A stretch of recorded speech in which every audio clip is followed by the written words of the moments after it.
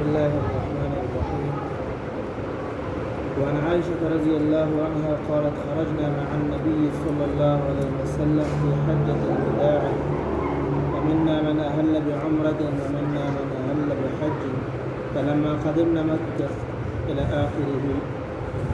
عائشة رضي الله عنها فرمائے کہ من نبی علیہ الصلوۃ والسلام سره د حجة الوداع په موقع باندې ووتلو. فمن کې مختلف قسم خلک وي. بعض خلک هغه چې هغې صرف د عمرې دپاره احرام تړلی او بعض خلک هغه چې هغې صرف د حج دپاره احرام تړلی. کله چې موږ مکې مکرمې ته راغلو نبی علیه الصلوۃ والسلام فرمیل چا چې د عمرې احرام تړلی دی او هغه سره هدیه نه وي یعنې هدیې نه یې راوستي نو هغه عمره وکړي او ځان حلال کړي. او چا چې د عمرې احرام تړلی او هدیې ځان سره راوستي نو هغه د حج هم د عمرې سره یوځای کړي او ځان د نه حلالوي تر دې چې د دواړو نه حلال شي یعنې د حج افعال هم وکړي. او چا چې د حج احرام تړلی دی نبي علیه الصلوۃ والسلام فرمایي چې هغه خپل حج پوره کړي. عایشه رضی الله عنها خپله خبره ذکر کوي چې د په دغه ورځو کې بیماره شوم کوم چې د زنانو بیماري ما ته هغه راغله نو ما د بیت الله شریف طواف ونه کړم او نه یې په صفا مروه کې منډه ووهله او زه بیمار وم تر دې چې د عرفې ورځ شوه او زما احرام د عمرې دپاره نو ما د نبي علیه الصلوۃ والسلام حکم وکړ چې زه خپل سر پرانیزم او خپل اختر مندس کړم او د حج دپاره احرام وتړم او عمره پرېږدم. یعنې عمره چونکې د هغې دپاره طواف کول پکار و هغه نه کېدل او دا نور چې کوم د حج افعالو منا ته تلل عرفات ته تلل مزدلفې ته تلل دا بیمارۍ کې هم کېدل. نو ما ته نبي علیه الصلوۃ والسلام دا حکم وکړ چې عمره پرېږده او د حج دپاره احرام وتړه. دا فرمایي چې ما دغه شان وکړه تر دې چې ما حج پوره کړ. چې کله مې حج پوره کړ نو زه بیمارۍ نه پاکه شوی وم. نو ما سره نبي علیه الصلوۃ والسلام زما ورور عبدالرحمن ابن ابي بکر رضی الله عنه ولېږه او ما ته حکم وکړ چې زه د تنعیم مکان نه عمره وکړم.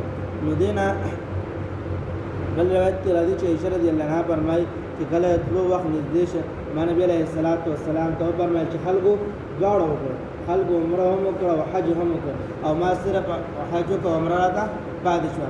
نو دې د وجې نه ما سره نبي علیه الصلوۃ والسلام زما ورور عبدالرحمن رضی الله عنه ولېږه چې د تنعیم مقام نه عمره وکړم. تنعیم دا یو ځای دی د مکې مکرمې نه په 3 میله فاصله کې دی. نو د دې نه نبي علیه الصلوۃ والسلام دا ولېږه او هغې نه عمره وکړه. دا فرمایي چې بطواف الذين كانوا اهلوا بالعمره بالبيت وبين الصفا والمروه ثم حلوا.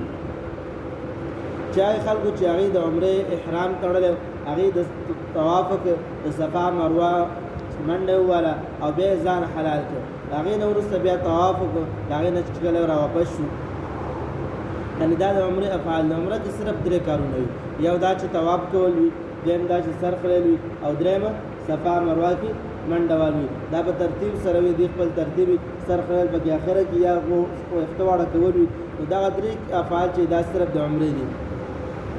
او هغه خلک چې هغې حج او عمره دواړه کړي نو هغې دواړو یو طواف وکړي. هغې دواړو څه وکړو؟ هغې ټولو دپاره یو طواف وکړي. دا یو مسله چې انسان حج او عمره دواړه کوي دی به د دې د حلالولو دپاره څو طواف وکړي. نو دا یو اختلافي مسله د علماو په دې کې اختلاف دی. هغه علما چې کوم زموږ د مذهب امامان دي 4 علما دي.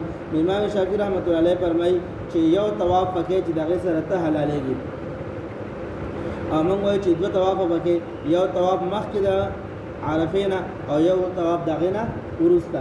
او دلته چې کوم طواف ذکر دی دا طواف د حلالوالي دپاره دی. امام شافعي صاحب فرمایي چې صرف یو طواف راغلی. موږ وایو چې دا یو طواف کوم د حدیث کې راغلی دا څه لپاره راغلی؟ حلالوالي دپاره. د دې نه علاوه بلا طوافونه تاسو هم قایلی، تاسو هم طواف قدوم منئ کوم چې اولنی طواف د نفلي طواف قایلی. د دې نه علاوه بلا طوافونه دي. نو دې نه کوم طواف مراد دی هغه دا دی چې د حلالولو دپاره صرف یو طواف دی او باقي دی به 2 طواف کې. یو طواف د عمرې نه مخکې چې کومه د عرفات نه مخکې چې کوم ته موږ طواف قدوم وایو او یو د هغې نه وروسته چې کوم ته موږ طواف زیارت وایو. دا فرض دی او نه سنت دی.